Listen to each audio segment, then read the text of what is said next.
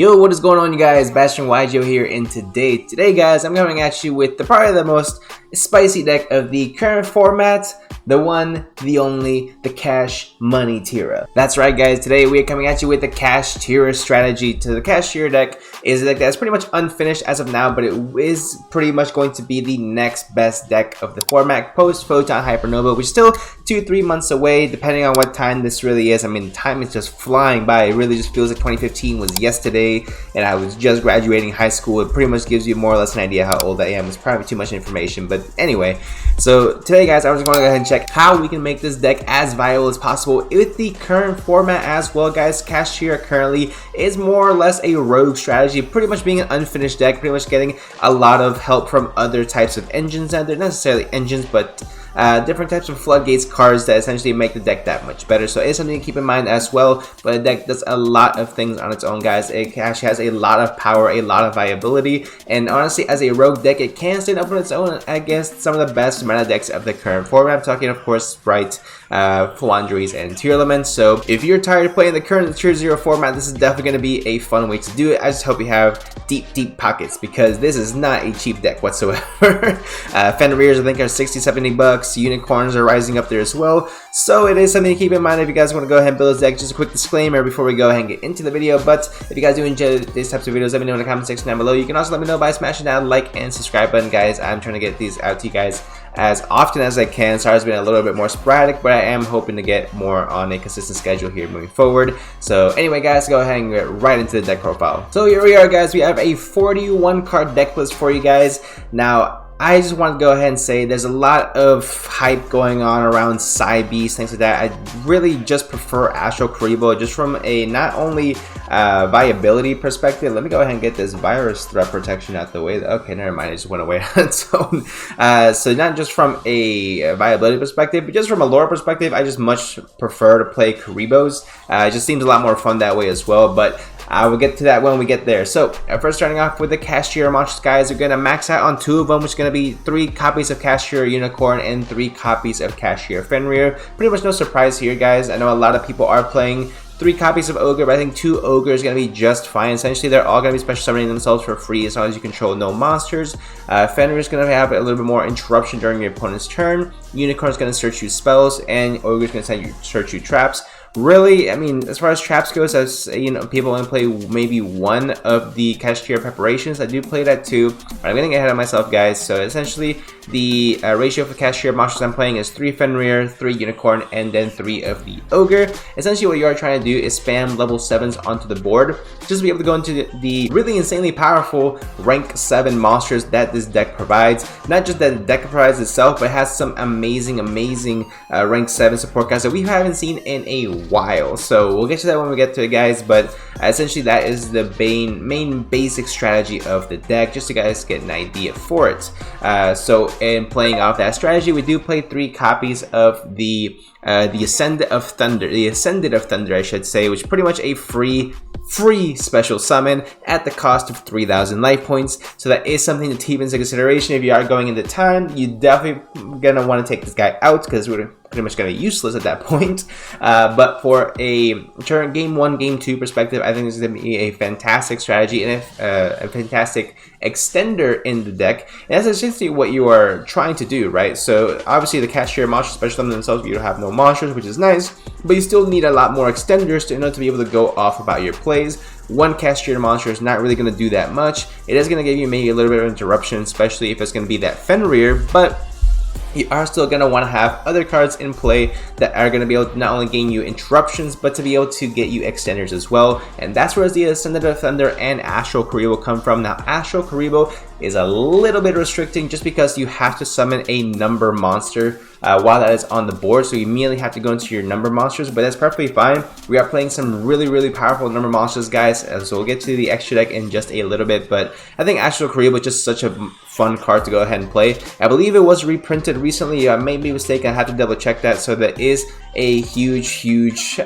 savior to our wallets, considering this deck is already pretty up there in the price already. So Next we play 3 copies of D-Shifter. Again, D-Shifter is the best hand trap in the current format, guys.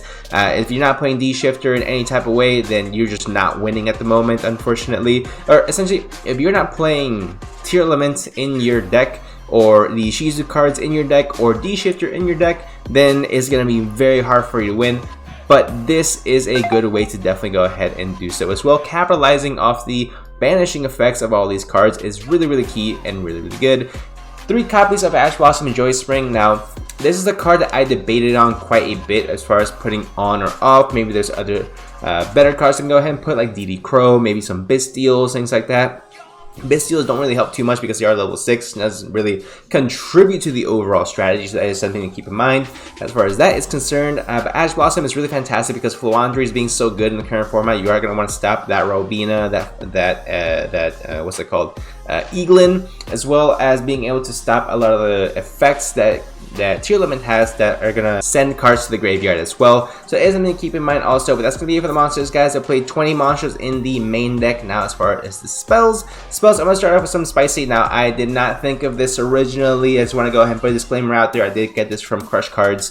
Definitely go ahead and check them out if you've not done so already. Very entertaining people. So anyway, Instant Contact I thought was a genius idea. You pay 1,000 life points, special summon 1 level 7 or lower elemental hero or a new special monster from your extra deck. So this is the only reason that we are playing elemental hero Aqua Neos. Also, we are playing a water monster to hopefully prevent it from getting what's that card called, Bisteal. So that is something to keep in mind as well.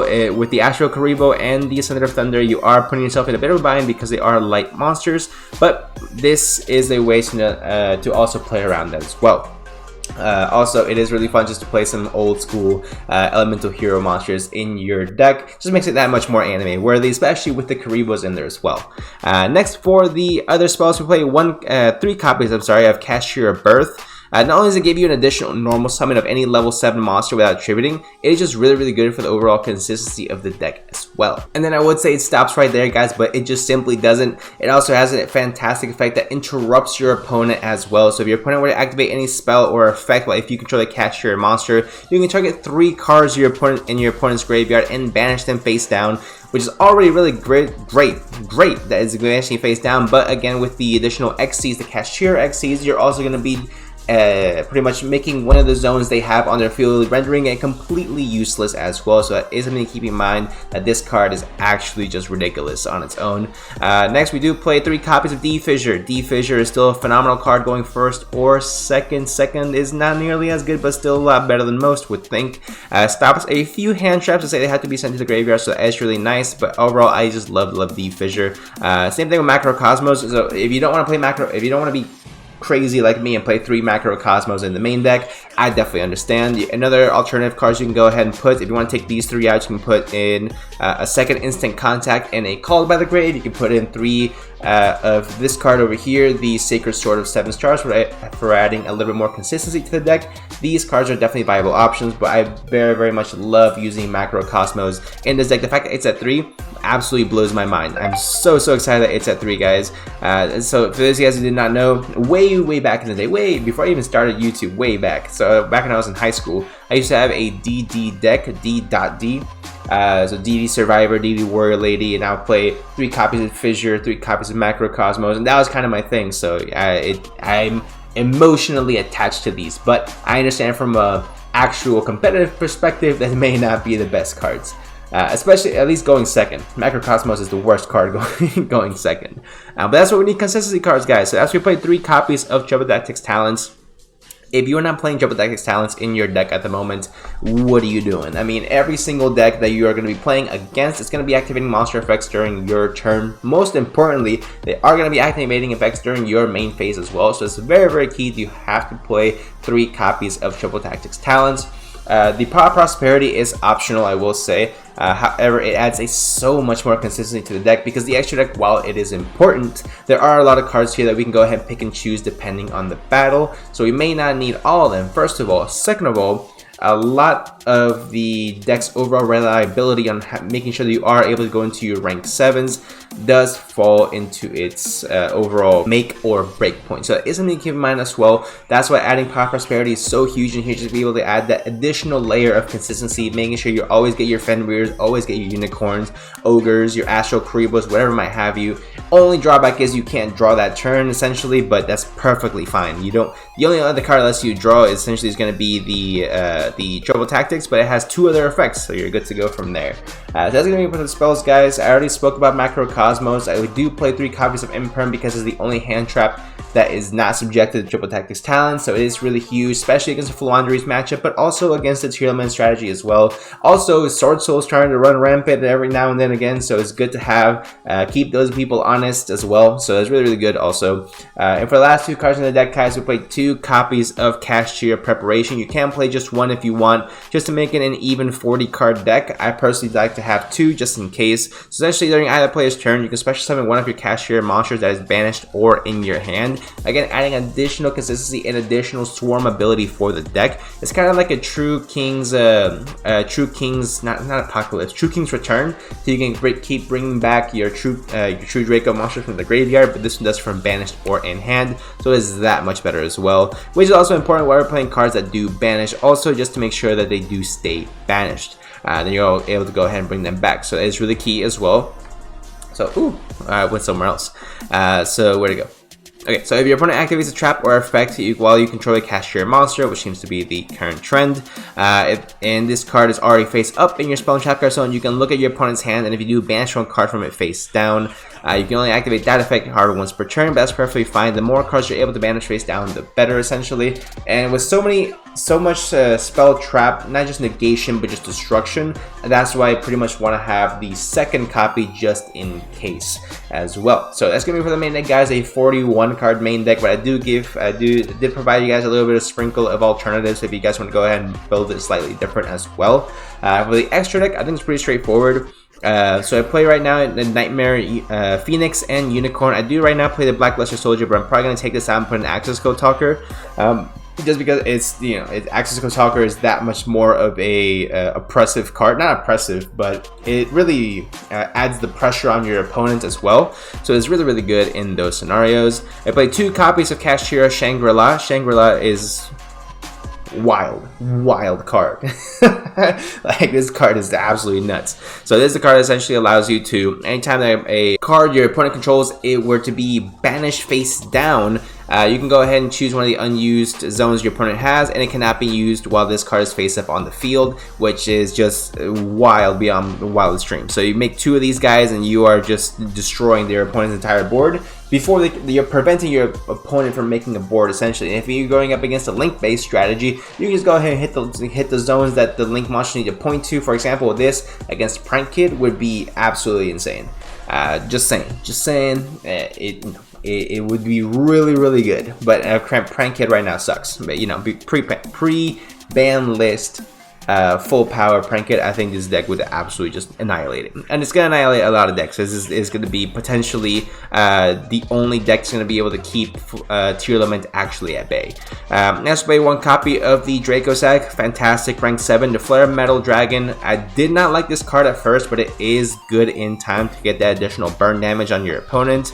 Big Eye, it is a number monster, so it is really huge. Also, taking your opponent's monsters it makes your opponent have to respect it, because you're not just going to allow your opponent to take your monster, especially if it's something important. So that is really, really huge as well, especially if they go ahead and link it off and then get rid of another monster as well. So that is, it just adds a lot more pressure on your opponent. That's why I really, really like this card.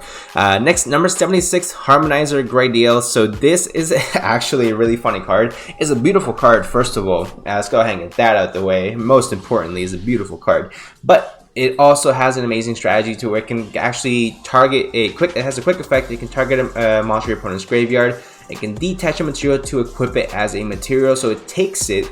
It doesn't give it back to you, it doesn't banish it, but it takes it, so it means your opponent then has no access to it. So really, really good. You can actually chain it to a Tearlament effect, and because it targets, you have to specifically target it. It's not a reactive effect, things like that. So there's no real way to chain block it, which is absolutely amazing. So that is something to keep in mind. Of course, yeah, they can also just Medora Keldo it back into the deck, but they don't get their effects either, so that is something to keep in mind. And we do play the one Overlord and the one Rebellion Dragon, pretty standard. And the last card in the extra deck, except for the Elemental Hero Aqua Neos, is going to be one copy of AA Zeus Sky Thunder. Look, you're playing an Xyz based deck, you're going to have to play this. So that's pretty much going to be it for the profile, guys. So the side deck is kind of just a bunch of random cards here and there. So I don't have a specific side deck for this just yet. It is something that I'm still working on. This is not Kashtira post Photon Hypernova. That I just realized this has said that the entire time. That is a deck that I'm working on. So I'm still trying to mess around with the new Kashtira effect, something that I want to make sure that I'm analyzing appropriately before I just go ahead and release a video out on that. But definitely go ahead and stick around for my post Photon Hypernova deck profile for the Kashtira strategy, guys. Overall, this deck is a lot of fun. I think it's going to be very, very competitive once it eventually gets the Photon Hypernova support. But right now, as a rogue contender, it can catch a lot of people off guard. A lot of people do not really understand how the deck really works, how the deck functions, or what the choke points essentially are with the deck. But I think after a little bit of testing, people are going to really start to catch on. So if you guys really have deep pockets, because you are going to have them, just go ahead and say that straight up. If you guys have the deep pockets, if you guys want to play a deck that actually counters the meta, this is definitely going to be the deck for you. If you guys like banishing everything, this is going to be the deck. And if you guys like making your opponent unable to play the game, this is going to be a deck for you. So let me know if you guys did enjoy in the comment section down below. You can also let me know by smashing that like and that subscribe and that notification bell, guys. And if you guys stuck around to the very end, I appreciate each and every single one of you, and I'll see you guys in the next one.